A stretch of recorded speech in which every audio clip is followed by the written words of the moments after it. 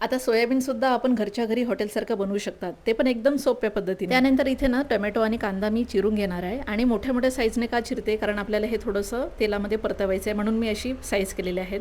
तर इथे तेल गरम झाल्यावर मी टोमॅटो, कांदा, थोडेसे लसूण, अद्रक आणि 10-12 काजू आणि कोथिंबीर ॲड करून ना चांगलं परतवायला सोडून दिलं. आता इथे 10 मिनिटानंतर शिजेल ते, तोपर्यंत हे मी सोयाबीनचं पाणी काढून घेते. हे सोयाबीन ना मी काही गरम पाण्यामध्ये टाकले नाही आहेत, फक्त 10 मिनिटं अगोदर मी फक्त पाण्यामध्ये भिजत ठेवलेले आहेत, तेही नॉर्मल पाण्यामध्ये.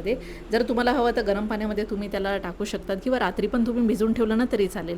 आणि हा मसाला थंड झाल्यावर ना मी पटकन मिक्सरला फिरून घेतला, पेस्ट बनवून घेतली. मग त्याच तव्यामध्ये ना मी थोडं तेल, जिरं आणि आपले बेसिक मसाले ॲड केले. आता हे सर्व मसाले परतवल्यानंतर ना जो मी मसाला तयार केलेला आहे मिक्सरच्या भांड्यामध्ये तो ॲड करून घेतला ह्यामध्ये आणि तोही पटापट मिक्स करून घेतला. आता जे थोडंफार मिक्सरच्या भांड्याला लागलं होतं त्यामध्ये मी पाणी ॲड केलं आणि तेही सगळं मिक्स करून ह्यामध्ये टाकलं.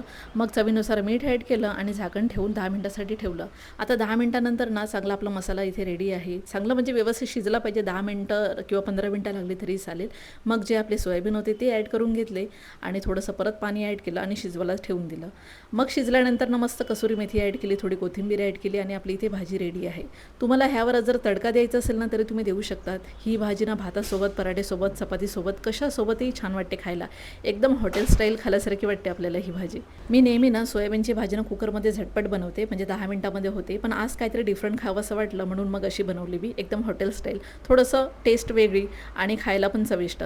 तर तुम्हाला कशी ही भाजी वाटली नक्की कमेंट करा. चला तर मग भेटूया पुढच्या ब्लॉगमध्ये. तोपर्यंत बाय.